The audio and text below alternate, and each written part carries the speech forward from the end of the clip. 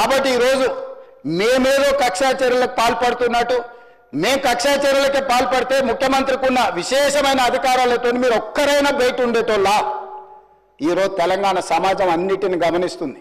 ఎక్కడికి వెళ్ళానని అడుగుతున్నా, ఇంకెన్ని రోజులు బయట వదిలేస్తావన్నా తీసి లోపలే. అసలు నువ్వు లోపలేస్తావనే కదా నీకు ముఖ్యమంత్రి పదవి చేసింది, నువ్వెందుకు ఇట్లా సమయం పాటిస్తున్నావు లోపలేయమంటే కూడా నేను ఏ రోజు కూడా అటువైపు పోయలేదు అధ్యక్ష. అదేవిధంగా ధనిక రాష్ట్రం, మేము హామీలను అమలు చేసినాం. ఇక మేము సత్యహరిచంద్రుడు కూడా మమ్మల్ని చూసే నేర్చుకోవాలి, ఆయన కూడా మళ్ళీ ఆదర్శంగా తీసుకోవాలి. ఇట్లాంటి మాటలు మాట్లాడుతుంటే పర్వాలేదు, వాళ్ళ గొప్పతనాలు వాళ్ళు చెప్పుకుంటే నా ఇప్పు నువ్వు గోకు నీ ఇప్పు నేను గోకుతా అనే పాలసీలో వాళ్ళ గురించి వాళ్ళు గొప్పలు చెప్పుకుంటా అంటే నాకు అభ్యంతరం లేదు. కానీ ఒకటి రెండు విషయాలు, తెలంగాణ సమాజం వ్యవసాయ కూలీలు, వ్యవసాయ రైతులు, వ్యవసాయం మీదనే ఆధారపడ్డ ప్రజలు తెలంగాణలో దాదాపుగా 70% ఉన్నారు. 2014 ఎన్నికలలో ఘనత వహించిన చంద్రశేఖరరావు గారు రైతులకు ఇచ్చిన హామీ ₹1,00,000 రుణమాఫీ చేస్తా అని అధ్యక్ష. ఎన్నికలయ్యి అధికారంలోకి వచ్చిన తర్వాత ఏకదాటిగా ₹1,00,000 మేము రుణమాఫీ చెయ్యము, 4 విడతలుగా చేస్తామన్నారు అధ్యక్ష. ప్రతి సంవత్సరం మేము 25,000 4 విడతలే చేస్తామన్నారు. వీళ్ళు మొదటి 5 సంవత్సరాలు 2014 నుంచి 2018 వరకు ఎన్నికల వరకు వీళ్ళు చేసిన రుణమాఫీ ₹16,143 కోట్ల అధ్యక్ష. ఇందులో 4 విడతలుగా వీళ్ళు రుణమాఫీ చేసినందుకు, 4 సంవత్సరాలు వాయిదాల మీద చేసినందుకు దాదాపుగా మిత్తి కింద ₹2,630 కోట్ల పోయింది అధ్యక్ష. నికరంగా మిగిలింది వీళ్ళు చేసింది మొదటి 5 సంవత్సరాలలో ₹13,514 కోట్ల అధ్యక్ష. మొదటి విడత 5 సంవత్సరాలకు కలిపి వారు చేసిన రుణమాఫీ. రెండవ విడత మళ్ళీ చెప్పింది అధ్యక్ష, మొదటిసారి చేయలేకపోయినాం, రెండవసారి గ్యారెంటీగా చేస్తాం, ఈసారి మమ్మల్ని నమ్మండి అన్నారు. సరే, ప్రజలు తెలంగాణ వాళ్ళు మంచోళ్ళు, మొదటిసారి పాపం కొత్తగా వచ్చిన రాష్ట్రం ఇప్పుడిప్పుడే సంసారం మొదలు పెట్టారు, రెండోసారైనా ఇచ్చిన మాట నిలబెట్టుకుంటారు కదా, మొదటిసారి చేసిన తప్పు చేయరని ప్రజలు రెండోసారి కూడా వాళ్ళని కనుకరించారు, వాళ్ళకి అధికారం ఇచ్చింది అధ్యక్ష. రెండోసారి ఏం చేసింది అధ్యక్ష, మొదటిసారైనా 4 సంవత్సరాలు ప్రతి సంవత్సరం కొంత 4 సంవత్సరాలు ఇచ్చింది అధ్యక్ష. రెండవసారి 4 సంవత్సరాలు ₹1 ఇవ్వాలి అధ్యక్ష. ఆఖరి సంవత్సరంలో వాళ్ళు చేసిన రుణమాఫీ ఎంత అంటే 21,35,557 మంది రైతులు అధ్యక్ష. రైతుల నెంబర్ మళ్ళొకసారి వినండి అధ్యక్ష, 21,35,557 మంది రైతు కుటుంబాలకు ₹11,909 కోట్ల రుణమాఫీ చేసిండ్రు అధ్యక్ష. ఎప్పుడు? 4వ సంవత్సరంలో. ఈ ₹11,909 కోట్ల రుణమాఫీలో మిత్తి కింద ₹8,515 కోట్ల పోయింది అధ్యక్ష. కొండ నాలుకకు మందేస్తే ఉన్న నాలుక ఊడిపోయిందని వీళ్ళు ₹11,909 కోట్ల రెండో విడత 4 సంవత్సరాల తర్వాత రుణమాఫీ చేస్తే 4 ఏళ్ళు వీళ్ళు 0 రుణమాఫీ చేసినందుకు మిత్తి కింద ₹8,515 కోట్ల పోయింది అధ్యక్ష. రెండు కలిపి 10 సంవత్సరాల వాళ్ళ పరిపాలనలో 2 సార్లు అధికారాన్ని ప్రజలు వాళ్ళకు అప్పచెప్తే రెండోసారి 3,394 కోట్లు, మొదటిసారి చేసిన రుణమాఫీ 2 కలిపితే 10 సంవత్సరాలలో 16,908 కోట్ల వాళ్ళు రుణమాఫీ చేసిండ్రు అధ్యక్ష. 10 సంవత్సరాలు, మొదటిసారి 1,00,000, రెండోసారి 1,00,000, మొదటిసారి విడతల వారిగా, రెండోసారి 4వ సంవత్సరంలో చేసిన రుణమాఫీ 16,908 కోట్ల అధ్యక్ష వాళ్ళు చేసింది. ఇక నన్ను అడుగుతున్నారు, నువ్వు ఎన్నికలలో హామీ ఇచ్చినావు కదా, నువ్వు చేసినావా చేయలేదని. నేను అది కూడా చెప్తా అధ్యక్ష. 25,35,964 మంది రైతులకు 20,617 కోట్ల నేను రుణమాఫీ చేసిన అధ్యక్ష. 10 నెలలు తిరిగే లోపల 10 ఏళ్లలో ఆనాటి చంద్రశేఖరరావు గారు చేసిన రుణమాఫీ 16,908 కోట్ల అయితే 10 నెలలు తిరగక ముందే 25,35,964 మంది రైతులకు 20,617 కోట్ల రుణమాఫీ నేను చేసిన అధ్యక్ష. 2 లక్షల వరకు ప్రతి రైతుకు రుణమాఫీ చేసింది నేను. ఇవాళ తమ ద్వారా వారిని అడుగుతున్న అధ్యక్ష, నేను 10 ఏళ్లలో మీరు చేసింది ఏంది, 10 నెలల్లో నేను చేసింది ఏంది? ఇప్పటికైనా మీ ఆలోచన విధానంలో మార్పు రాకపోతే ప్రజలు శిక్షించినా, ప్రజలు ఉరిదీసినా మీ ఆలోచన విధానంలో మీకు మార్పు రాలేదు అధ్యక్ష. అదేవిధంగా వాళ్ళు రైతు బంధు గురించి చెప్తారు అధ్యక్ష.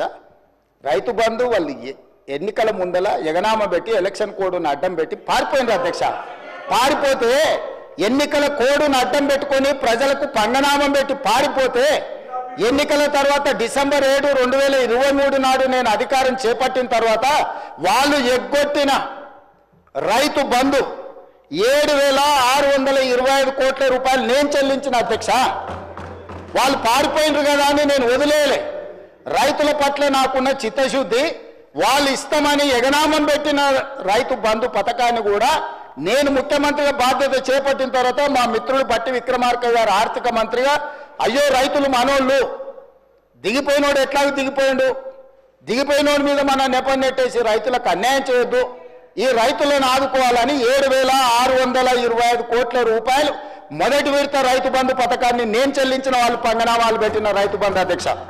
రెండోసారి 4,666 కోట్ల 59 లక్షలు ఇప్పుడు నేను రుణమాఫీ, వీళ్ళు సంవత్సరానికి 10,000 అంటే దాన్ని పెంచి సంవత్సరానికి 12,000గా మార్చి వాళ్ళకి ఈరోజు 4,666 కోట్ల 59 లక్షల రూపాయలు ఈరోజు రైతులకు రైతు భరోసా పథకం కింద నేను చెల్లించిన అధ్యక్ష.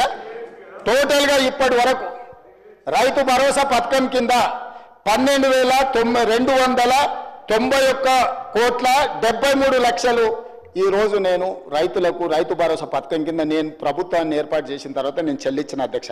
అదే రకంగా ఆనాడు వరేస్తే ఊరేసుకున్నట్టని వాళ్ళు మాత్రం వరి పండించుకొని ఫామ్ హౌస్లో 150 ఎకరాలలో కావేరీ సీడ్కు 4,500 రూపాయల క్వింటాల్ అమ్ముకున్నారు అధ్యక్ష. రికార్డు ఉంది. 4,500 అధ్యక్ష. వాళ్ళు పండించిన వడ్లలో ఫామ్ హౌస్లో బంగారం పండుతుందా అధ్యక్ష? 4,500 రూపాయలకు క్వింటాలేమో దొరగారి ఒట్లు కొనుక్కుంటారు.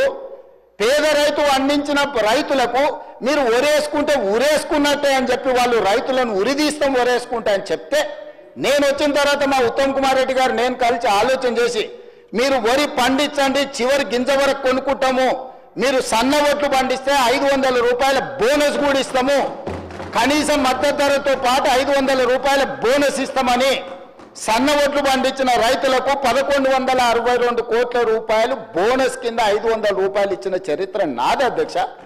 సంవత్సరం తిరిగే లోపల రైతులకు మేము అందించింది ఇది ఉచిత కరెంటు. ఏం సంబంధం అధ్యక్ష వాళ్ళకు ఉచిత కరెంటు? ఉచిత కరెంటును కనిపెట్టిందే కాంగ్రెస్ పార్టీ.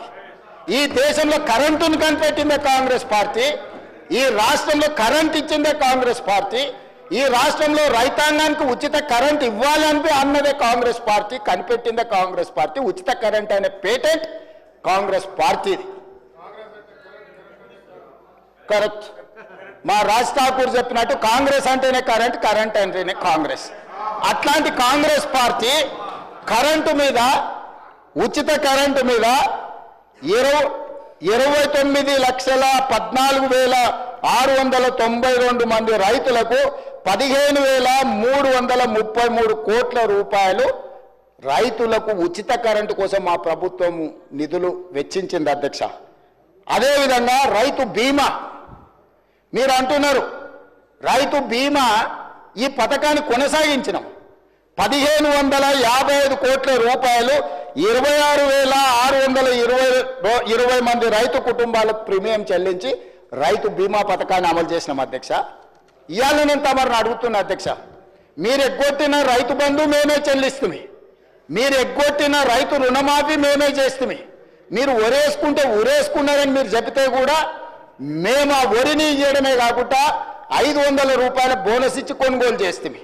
ఉచిత కరెంటును కొనసాగించి 24 గంటలు ఇచ్చి 1,000 కోట్ల రూపాయలు మేమే చెల్లిస్తుమి. ఇవాళ రైతు బీమా పథకాన్ని మేమే చేస్తాం. ఎన్నికల హామీలను ఎక్కడ అమలు చేయలేదు అధ్యక్ష? మీరు 10 ఏళ్ళు చేయలేని పనులు 10 నెలల్లో మేము చేసినప్పుడు కళ్ళల్లో నిప్పులు పోసుకునే బదులు, కడుపులో కత్తులు పెట్టుకొని కౌగులించుకునే బదులు, అరే పిల్లగాడు అయినా యువకుడు అయినా బాగా చేసినవా, మంచిగా ఉంది, ఇంకా కష్టపడు, ఇంకా కొంచెం బాగా చేయని ప్రోత్సహించినట్టు మాట్లాడవచ్చు కదా ప్రతిపక్ష నాయకుడు వచ్చి. వారి వయసుకి వారి అనుభవానికి మేము గౌరవం ఇస్తామని కదా అధ్యక్ష. వారు ఒక్క రోజైనా ఒక్క మాట అయినా ఈ ప్రభుత్వం నన్ను అభినందించడం వారికి ఇష్టం లేకపోవచ్చు, ఎందుకంటే వారి కుర్చీని నేను గుంజుకున్నా కాబట్టి వారికి నా మీద కోపం ఉండొచ్చు, తప్పలేదు. కానీ ప్రభుత్వాన్ని నేను అభినందించాలి కదా అధ్యక్ష. ఇది పక్కన పెడితే వడగండ్ల వానలు గతంలో ఎన్నడూ అకాల వర్షాల వల్ల వడగండ్ల వల్ల పంట నష్టం జరిగితే ఏ రోజు ఇయ్యలే. ఈ రోజు వడగండ్ల వానతోనే అకాల వర్షాలతో పంట నష్టం జరిగితే ప్రాంతాలు పర్యటించి ఎకరాకు 10,000 రూపాయల లాగా పంట నష్టపరిహారం మేము అందించినాం అధ్యక్ష. అట్లా కూడా రైతులను మేము ఆదుకున్నాం. అదేవిధంగా ఇప్పుడు వారు చెప్తున్నారు ధనిక రాష్ట్రం, మీరు దివాలా తీసిన రాష్ట్రం ఎట్లా అంటారని. నేను కొన్ని లెక్కలు చెప్తా అధ్యక్ష. ఈ లెక్కలన్నిటిని విన్న తర్వాత ఈరోజు మనము ఊపర్ శర్వాణి అందరు పరేషాని అనేది ఉందా లేదా అనేది ఈరోజు రాష్ట్ర ప్రజలు ఆలోచన చేస్తారు అధ్యక్ష. 16 మంది ముఖ్యమంత్రులు దాదాపుగా 1956 నుంచి 2014 వరకు 58 దాదాపుగా 60 సంవత్సరాలు లెక్కేసుకొని 16 సార్లు ముఖ్యమంత్రులు చేసిన అప్పు ఎఫ్ఆర్బిఎం రాష్ట్రాలకు 4 రకాల అప్పులు చేయడానికి ఉంటుంది అధ్యక్ష. ప్రత్యక్షంగా రాష్ట్ర ప్రభుత్వం అప్పు చేయడానికి ఎఫ్ఆర్బిఎం అంటారు అధ్యక్ష. అదొక అప్పు. గవర్నమెంట్ గ్యారెంటీ ఇచ్చి స్పెషల్ పర్పస్ వెహికల్స్ కింద వాళ్ళు పెట్టుకున్న కార్పొరేషన్స్ మీద మనం గవర్నమెంట్ గ్యారెంటీ ఇస్తుంది కార్పొరేషన్ పేరు మీద, కానీ చెల్లించేది కూడా మనమే. 3వ రకం అధ్యక్ష, గవర్నమెంట్ గ్యారెంటీ ఇస్తుంది, కార్పొరేషన్సే తెచ్చుకున్న గ్యారెంటీ ఇచ్చినా ఆ కార్పొరేషన్సే తిరిగి చెల్లించుకుంటాయి. 4వది గవర్నమెంట్ గ్యారెంటీ ఉండదు, వాళ్ళు సొంతంగా చేసుకుంటారు అధ్యక్ష. ఈ 4 రకాల రాష్ట్ర ప్రభుత్వానికి అప్పులు చేసే వెసులుబాటు ఉంటే ఎఫ్ఆర్బిఎం పరిధిలో జూన్ 2, 2014 తెలంగాణ రాష్ట్రం ఏర్పడ్డ రోజు వారికి అప్పచెప్పినప్పుడు తెలంగాణ రాష్ట్రం యొక్క అప్పు 72,658 కోట్ల అధ్యక్ష. ఎఫ్ఆర్బిఎం అప్పు నికరంగా రాష్ట్ర ప్రభుత్వం చేసిన అప్పు. అదేవిధంగా government guaranteed loans raised by SPV but are serviced by government, అంటే ఎస్పీవి మీద లోన్ ఉన్నా గవర్నమెంటే కడుతుంది, 11,609 కోట్ల అధ్యక్ష. అదేవిధంగా government guarantee loans which are raised by SPV and served by them, అంటే గవర్నమెంట్ గ్యారంటీ ఇస్తుంది కార్పొరేషన్లకు, తిరిగి కార్పొరేషనే కట్టుకుంటుంది. ఆ పేరు మీద 5,893 కోట్లు. అదేవిధంగా గవర్నమెంట్ అంటే గవర్నమెంట్ గ్యారంటీ లేకుండా వాళ్ళే తెచ్చుకునేటి ఆ రోజు 0, 1 రూపాయి కూడా అప్పు లేదు. ఈ మొత్తం కలిపితే 3 రకాల అప్పులు కలిపినప్పుడు జూన్ 2, 2014 సభ్యులందరూ కూడా వినాలి, 90,161 కోటి అధ్యక్ష. 90,161 కోటి రూపాయల అప్పుతోని ధనిక రాష్ట్రంగా వారికి మేము అప్పచెప్పడం జరిగింది. తెలంగాణ రాష్ట్రం ఇవ్వడమే కాకుండా హైదరాబాద్ రాష్ట్రంతో కూడుకున్న తెలంగాణను మిగులు బడ్జెట్తో కేవలం 90,161 కోట్ల రూపాయల అప్పుతోని వాళ్ళకి రాష్ట్రాన్ని అప్పచెప్పినాం అధ్యక్ష. 10 సంవత్సరాలలో వాళ్ళు చేసింది కూడా చెప్తా అధ్యక్ష. 1/12/2023 7 తారీఖు నాడు నేను బాధ్యత తీసుకున్నా, కానీ లెక్కలు ఆ మంత్ వరకు తీసుకున్నా. 1/12/2023 నాటికి ఎఫ్ఆర్బిఎం అప్పులు 3,87,173 కోట్ల అధ్యక్ష. అంటే 3 లక్షల దాదాపుగా 20,000 కోట్లు ఈ 10 సంవత్సరాలలో వీళ్ళు తీసుకొచ్చారు అధ్యక్ష. అదేవిధంగా government guaranteed loans raise by SP but service by government 1,27,209 కోట్ల అధ్యక్ష. అదేవిధంగా థర్డ్ కేటగిరీ కింద తెచ్చుకున్న లోన్లు 95,461 కోటి అధ్యక్ష. 4వ non guarantee loans which are paid by corporations 59,414 కోట్ల అధ్యక్ష. ఈ 4 కేటగిరీల కింద 1/12/2023 నాడు మాకు అధికారాన్ని అప్పచెప్పేటప్పుడు బట్టి విక్రమార్క గారికి వారు అప్పచెప్పిన అప్పు 6,69,257 కోట్ల రూపాయల అధ్యక్ష.